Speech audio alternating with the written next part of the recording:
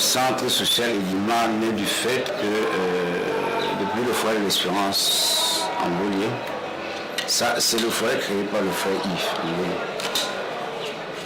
On s'est rendu compte que les plus grands qu'on avait en Beaulieu ne répondaient pas aux solutions que nous avions en Beaulieu concernant les plus petits.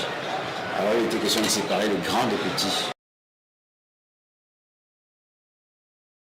À l'époque, quand il fallait chercher le terrain dans les années 95-96, il nous fallait un terrain au centre-ville pour que ça soit accessible par tous les jeunes de la rue.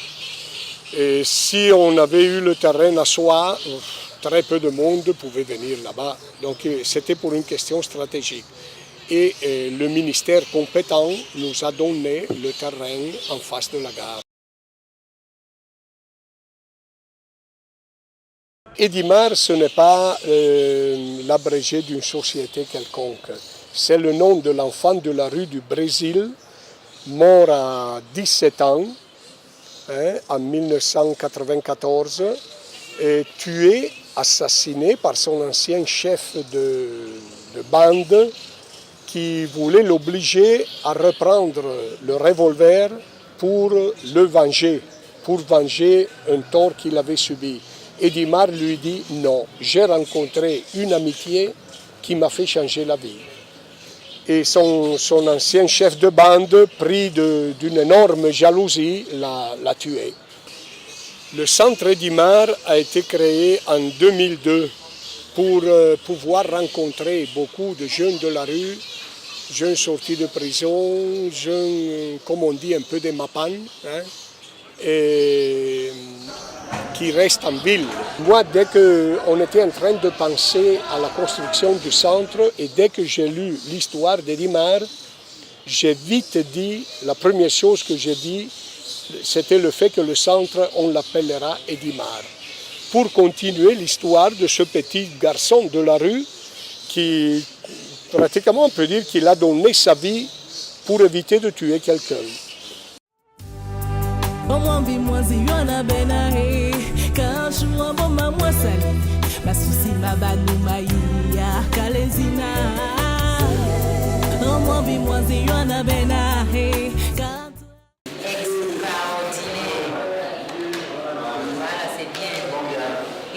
Extraordinaire.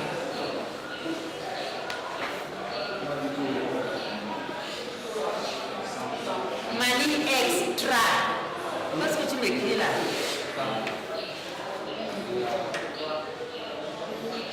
Zéro.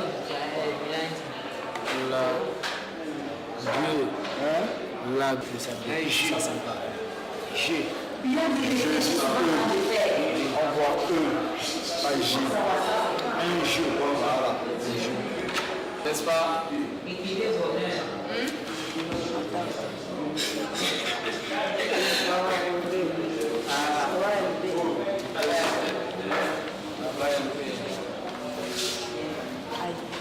Le centre social est un centre éducatif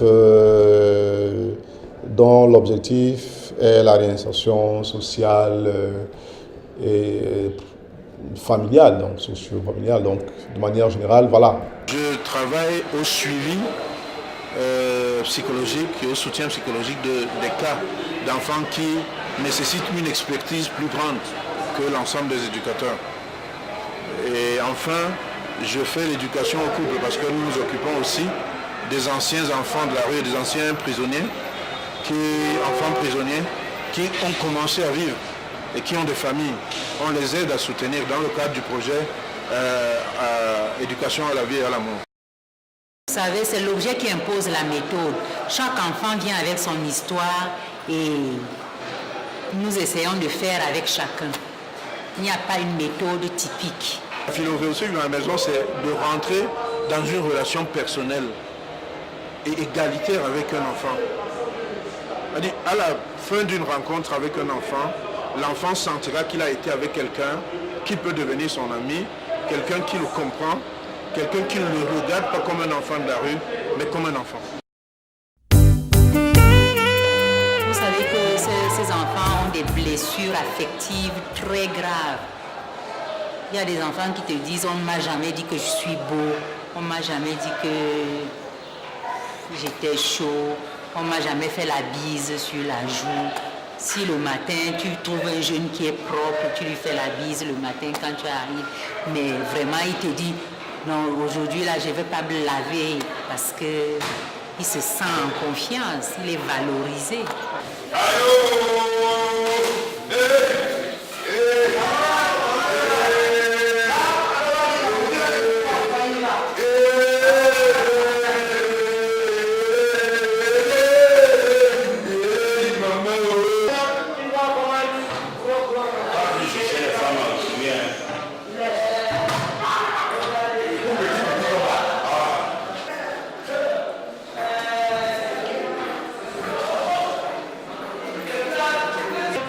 Ici au centre social Guimard, je suis le surveillant et chargé de la discipline. Et tel que vous me voyez là, je gère aussi l'infirmerie et tout. Quand il y a les cas de blessures, je m'aligne, j'essaie de faire à mon niveau. Et si ce n'est pas à mon niveau, on trouve un centre de santé où on est en partenariat avec eux, on envoie le jeune là-bas. Ben, il y a beaucoup de difficultés, c'est sûr. D'abord, gérer souvent les états émotionnels des jeunes qui viennent, des états parfois de violence, mais une violence subie plus que programmée. Nous donnons beaucoup d'attention aux plus jeunes qui viennent à l'école, qui participent à beaucoup d'activités, de réunions. Plus jeunes veut dire entre 15 et 20 ans. La tranche d'âge des jeunes, la plupart de ceux qui viennent à Guimard, c'est la tranche entre 15 et 16 jusqu'à 25 ans. Le phénomène d'enfants de la rue suit le développement. Vous allez comprendre qu'au Cameroun, en 1975, il n'y avait pas autant d'enfants de la rue que maintenant. Donc autant la ville se développe, autant le pays se développe, autant le nombre augmente. C'est un phénomène naturel. C'est comme la démographie, ça rentre dans la démographie. Plus le temps passe, vous allez vous rendre compte, plus il y a la croissance démographique. Et la croissance démographique, dans un pays comme le nôtre, qui va avec la croissance économique, c'est les déchets, si vous voulez, de la croissance économique ou financière, c'est tout à fait naturel. On ne va pas dans la rue parce qu'on veut. C'est les situations de la vie qui jettent quelqu'un dans la rue. Étant là, quelqu'un change parce qu'il se dit « je ne peux pas faire de la rue ma demeure définitive ».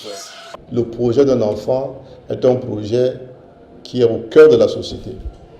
Et donc, c'est la société qui génère l'enfant, qui doit le prendre en charge. Alors, ça veut dire que s'il y a un problème enfant de la rue, la responsabilité est à la société.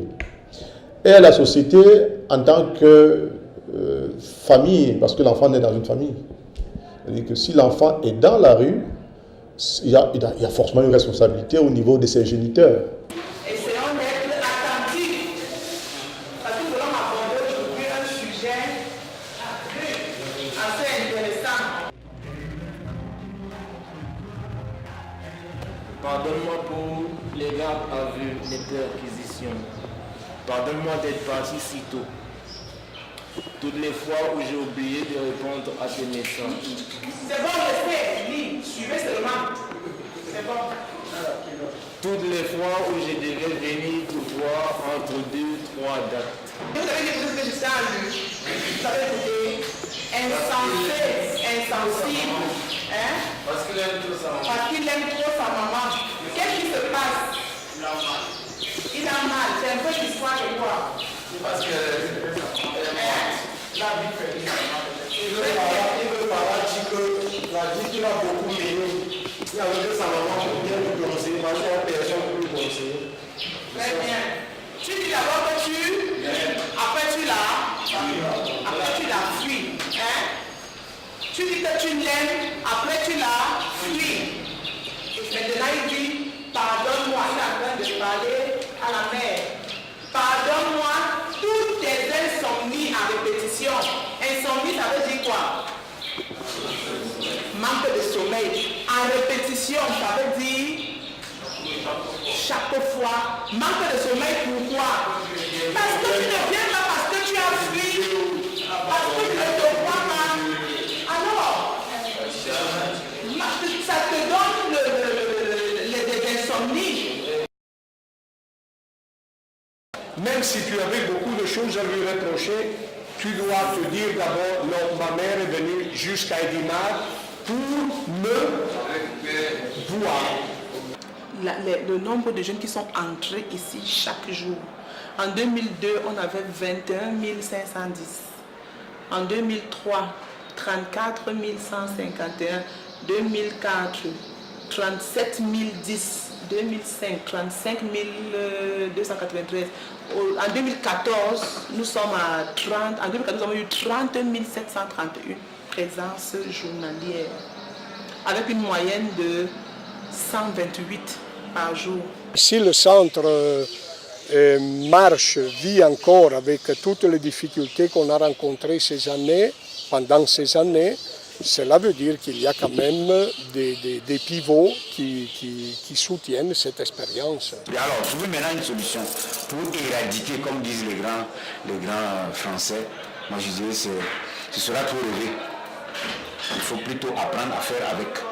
Je voudrais reprendre quelque chose que le fondateur de l'œuvre pour les enfants de la rue, le frère Yves, qui a été assassiné à Maroua le 29 juillet 2002, disait, lorsqu'on lui demandait le taux de réussite, le frère Yves disait c'est le 100%.